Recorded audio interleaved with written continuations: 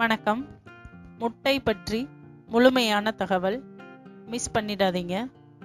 Diet முறையை பூர்த்தி செய்யும் முட்டையில் protein, folate, phosphorus, selenium, zinc, vitamin A, D, E, K, B5, B12, B6, calcium போன்ற ஏராளமான சத்துக்கள் நிறைந்துள்ளது. அவ்வளவு சத்துக்களை கொண்ட முட்டையை சோதிப்பதும் அதை சாப்பிடும் முறை பற்றியுமான சில முக்கியமான விஷயங்களை பற்றி தெரிந்து கொள்வோம். முட்டை பற்றிய தகவல்கள் சில.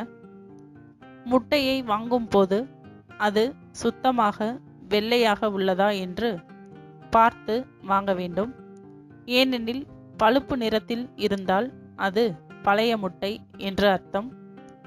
முட்டையை வாங்கியதும் அதை ஃப்ரிட்ஜில் வைத்து பாதுகாக்கலாம். ஆனால் அந்த முட்டையை 3 வாரத்துக்கு மேல் வைக்கக்கூடாது. முட்டையை ஃப்ரிட்ஜில் வைக்கும் போது அதற்குரிய இடத்தில் மட்டுமே வைக்க வேண்டும். ஏனெனில் அந்த இடத்தில்தான் முட்டைக்கு தேவையான தட்ப வெப்பநிலை சரியாக கிடைக்கும் என்பதால் முட்டை கெட்டு போகாது. முட்டையை கையில் எடுக்கும் போது கவனமாக இருக்க வேண்டும். ஏனெனில் முட்டை கீழே விழுந்து விட்டால் அதில் உள்ள நுண் கிருமிகள் மற்றும் துர்நாற்றம் வீட்டை அசுத்தமாக்கிவிடும். ஒரு பாத்திரத்தில் முட்டையின் அளவை விட 2 மடங்கு நீர் ஊற்றி அதில் முட்டைகளை போட வேண்டும். அந்த முட்டையின் கூர்மையான நுனிப்பகுதி பாத்திரத்தில் நிற்கும் நிலையில் இருந்தால் அது நல்ல முட்டை. ஒரு முட்டையை கையில் எடுத்து காதுக்கு அருகில் வைத்து மென்மையாக அசைத்து 10 நொடிகள் காது அருகே வைத்திருக்க வேண்டும். அதில் இருந்து சத்தம் எதுவுமே வரவில்லை எனில் அது நல்ல முட்டை. முட்டையை உடைத்து தோசைக்கல்லில் ஊற்றும் போது மஞ்சள் கரு சிறிது மேல் எழும்பி இருந்தால் அது நல்ல முட்டை. அதுவே மஞ்சள் கரு தளர்வாக கீழே அமுங்கி இருந்தால் அது பழைய முட்டை.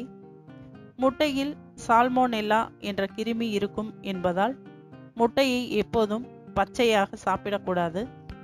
அதனால் சமைத்து சாப்பிடுவதே நல்லது. முட்டையை எந்த முறையில் வேண்டுமானாலும் சமைத்து சாப்பிடலாம். ஆனால் முட்டையை சமைத்த 2 மணி நேரத்திற்குள் சாப்பிட்டு விட வேண்டும். குளிர்ச்சி தன்மை இல்லாத சூழலில் முட்டையை பாதுகாக்க முடியாது. எனவே முட்டை வாங்கிய 3 நாட்களுக்குள் சமைத்து விடுவது நல்லது. மேலும் விவரங்களுக்கு சேனலை சப்ஸ்கிரைப் செய்யவும். நன்றி.